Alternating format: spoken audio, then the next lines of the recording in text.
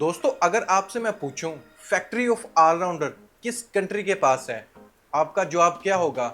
मेरा तो जवाब पर्सनली ये होगा कि इंडिया के पास है। अगर आप बेस्ट ऑलराउंडर देखना चाहते हो, आप टीम इंडिया की तरफ देखो, आपको वर्ल्ड के बेस्ट ऑलराउंडर मिलेंगे। आईसीसी की रैंकिंग में चाहे आप देख लो, बहुत से लोग डिनाई कर जाएंगे इस बात से, क्योंकि ICC is equal to Indian cricket council, ranking का इशू नहीं है। लेकिन बांग्लादेश वर्सेस इंडिया का जो पहला टेस्ट मैच चल रहा है, उसमें इंडिया की जो इज्जत रखी है वो ऑलराउंडर ने ही रखी है। एशवन की मैं सबसे पहले बात करता हूं। एशवन ने अपने टेस्ट कैरियर में ये छठी उसकी सेंचुरी थी। एक सेंचुरी उसने इंग्लैंड के खिलाफ लगाई, एक सेंचुरी ये बांग्लादेश के खिलाफ लगाई, 4 इससे पहले वेस्ट इंडीज के खिलाफ सेंचुरी की एशवन ने। पाकिस्तान के मेन बैट्समैन है, जो हमारे टेस्ट के बैट्समैन है, मैं ऑलराउंडर की बात नहीं कर रहा, मैं प्रॉपर बैट्समैन की बात कर रहा हूं जो करंट परफॉर्मेंस दे रहे हैं पाकिस्तान टीम की तरफ से। उनकी 6 सेंचुरी नहीं है। साइम यूब पाकिस्तान के बेस्ट ओपनर के तौर पर खेले थे ना, उसकी 6 सेंचुरी नहीं है। कैप्टन हमारे जो दी लेजेंड शान मसूद इंटेंट से जो बैटिंग करते हैं, उसकी 6 सेंचुरी नहीं है। सलमान अली आगा ऑलराउंडर के तौर पर इस्तेमाल किए थे हमने वर्सेस बांग्लादेश, उसकी 6 सेंचुरी नहीं है टेस्ट में। लेकिन इंडिया की तरफ हम देखते हैं, एशवन ने टेस्ट की 6 सेंचुरी बनाई है और वर्ल्ड के बेस्ट बॉलर भी हैं वो।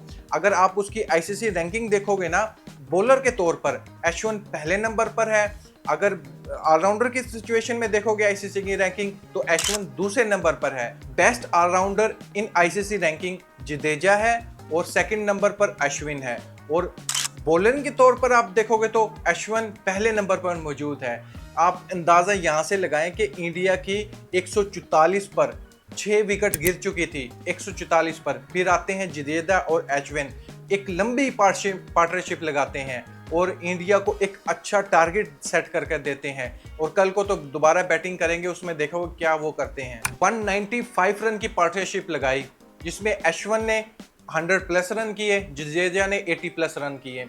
पाकिस्तान में अपने मुंह से पाकिस्तानी प्लेयर्स कहते हैं कि मैं बेस्ट ऑलराउंडर हूं, मेरा बॉलर पर नाम, बॉलर क्यों लिखा गया है मेरे नाम के आगे, मैं बेस्ट ऑलराउंडर हूं। मेरा इशारा है शहनशाह अफरीदी की तरफ। क्या शहनशाह अफरीदी ने डिफिकल्ट सिचुएशन में कभी सेंचुरी लगाई है? हमारे जो ऑलराउंडर है, उनका जो स्टैंडर्ड है वो पता क्या है? वो सिर्फ एक छक्का है या 2 छक्के हैं। इसके अलावा हमारे पास बेस्ट ऑलराउंडर मौजूद ही नहीं है जो वर्ल्ड को बीट कर सके, जो बेन स्टोक का मुकाबला कर सके, अश्विन, जडेजा, हार्दिक पांड्या का मुकाबला कर सके।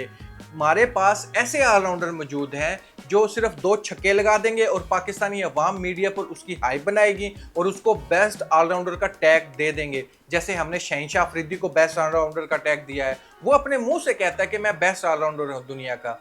अब यहां से अंदाजा लगाएं। और हमारे जो बैट्समैन है वो कहते हैं हम टेल एंडर है, लाइक चाचा इफ्तिखार।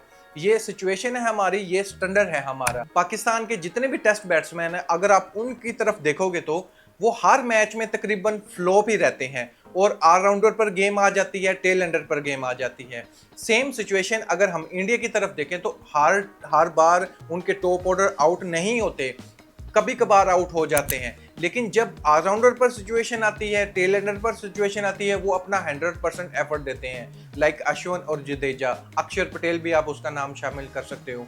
कहने का मेरा मतलब यही है, हम हर डिपार्टमेंट में पीछे हैं दुनिया के हिसाब से। अश्विन की इस परफॉर्मेंस से, इस सेंचुरी से आप यकीन मानो, अश्विन को कंपेयर किया जा रहा है दुनिया के बेहतरीन ऑलराउंडर से। शॉन पोलिक से कंपेयर किया जा रहा है, जो साउथ अफ्रीका की तरफ से बेस्ट ऑलराउंडर थे। और जडेजा को कंपेयर किया जा रहा है जैक एलिस से। आप अंदाजा लगा लें, वो ऐसे कंपेयर नहीं किया जा रहा, वो परफॉर्मेंस दे रहे हैं। अश्विन भी परफॉर्मेंस दे रहा होता है, जडेजा भी परफॉर्मेंस दे रहा होता है, स्पेशली अगर टेस्ट की हम बात करें तो, क्योंकि ये टेस्ट मैच चल रहा है। इन दोनों के नाम लेजेंड से कंपेयर किए जा रहे हैं और हमारे अपने मुंह से ही तारीफ कर रहे होते हैं। कोई दुनिया का पर्सन ये उठा के नहीं कंपेयर कर सकता कि हमारे जो बेस्ट ऑलराउंडर है, लाइक शादाब खान, हसन अली को भी हम ऑलराउंडर कहना शुरू कर दिया था हमने एक टाइम पर आकर, वहाब रियाज को भी ऑलराउंडर कहना शुरू कर दिया था, फ़हीम अशरफ को हमने ऑलराउंडर मान लिया था।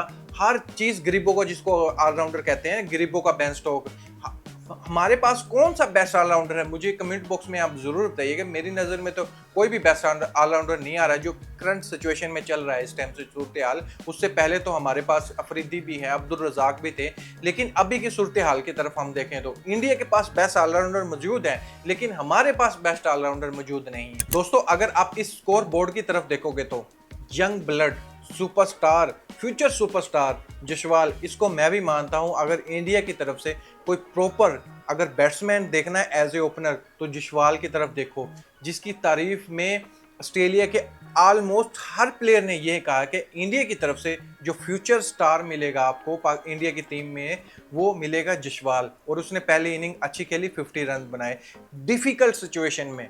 जो पहले पिच बिहेव करती है पहले 1 से 2 घंटे, यकीन मानो बैट्समैन की बॉलर बैंड बजा के रख देता है, लेकिन उस सिचुएशन में इस यंग ब्लड ने स्कोर किए। उसके बाद आप देखो 6-0, 6, 16, 39 ये सिचुएशन थी इंडिया के बैट्समैन की।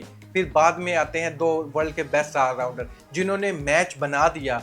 इंडिया अगर यहाँ से अब 400 रन से ऊपर ले जाता है तो यकीन मानो इंडिया के हाथ में मैच है। अभी ये दोनों जो ऑलराउंडर है इन्होंने बैटिंग तो अच्छी की है, लेकिन अब ये बॉलिंग करने आएंगे तब आप इनका लेवल चेक करना। दोस्तों, इंडिया वर्सेस बांग्लादेश, बांग्लादेश वाले ये ना सिर्फ मैच जीतने आए हैं, ये टेस्ट सीरीज जीतने आए हैं। लेकिन सामने टीम कौन सी है?